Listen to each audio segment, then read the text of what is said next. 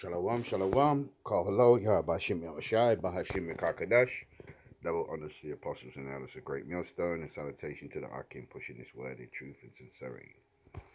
Right, there's a quick article from The Guardian regarding some more news on environment. It says here, the age of extinction bees. M&S faces backlash over plan to release 30 million honeybees. High Street chain farm project could be put pressure on pollinators. On wild pollinators, warn conservationists.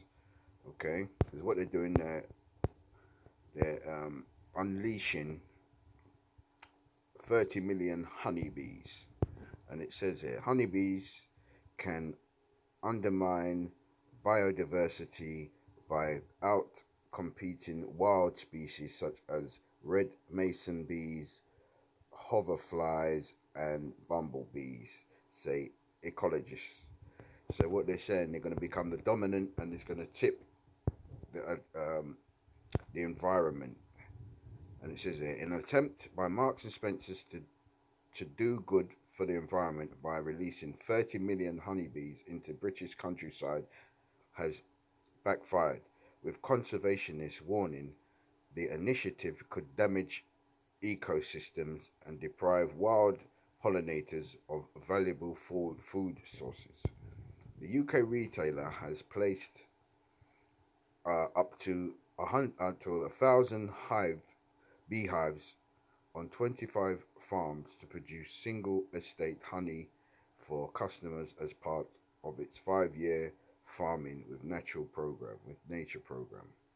The bees are in cedar beehives. Many made in 1930s have plenty of nectar nearby, according to the company blog.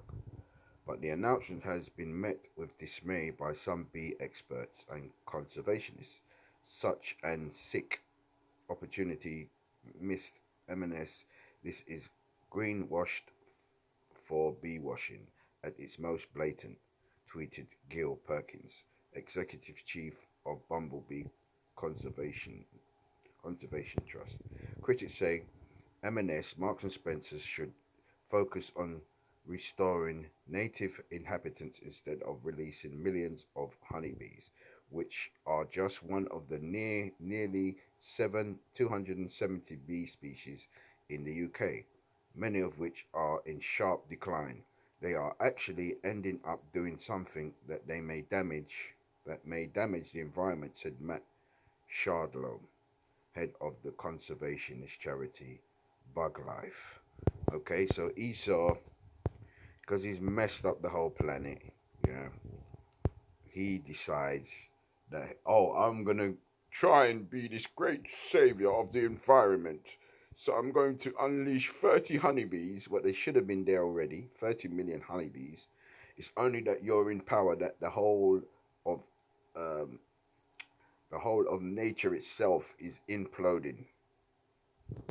Okay, so because you're the devil the Bible speaks of, man. You're the wicked. Let's get that script. Let's get that script. This is Genesis 4 and chapter 4 and 11. And now art thou cursed from the earth, which have opened her mouth to receive thy brother's blood from thine hand. It's all about Cain and Abel, isn't it? Esau's the Edomites, the Caucasian man. His father is Esau, but his father is Cain. He goes all the way back to that wicked one. And it says here, when thou tillest the ground, it shall not henceforth yield unto thee her strength. In other words, you are going to have to genetically modify all your food, because when you plant it, it's not going to yield its strength. It's not going to bring forth in quantity, in vast quantity. Yeah? And it says here, a fugitive and a vagabond shalt thou be in the earth. And that's going into originally you have no home except Mount Seir. So that's what they said, the fugitive. The fugitive is your escape from justice, because all the killings and and the theft and the robbery, you're still a fugitive. You ain't been brought to trial for that. And a vagabond is you have no home. That means you're a wanderer. You go from place to place, stealing and and claiming that you're the original inhabitants. Okay, so let's go back to the B, and it says here, right? Basically, you are messing. You're the opposite of King Midas. Anybody knows who King Midas is? King Midas is a story where everything King Midas touched turned to gold. But these Edomites are the opposite. Everything they touch turns to shit. Okay? So I'm going to leave it with that. We know which man we're talking about. The caveman. You know, the red man. The Edomite. Yeah, the children of iniquity. Okay? So I'm going to leave it with that. So, Kal Halal, Yahweh Shim Yahweh Bahashim Kadash, double honors to the apostles and elders of Great Millstone. Salutation to the Akim pushing this word in truth and sincerity. Kwam Yasharallah. And as usual, Wa Ababa Bo, destruction to Babylon. Shalom.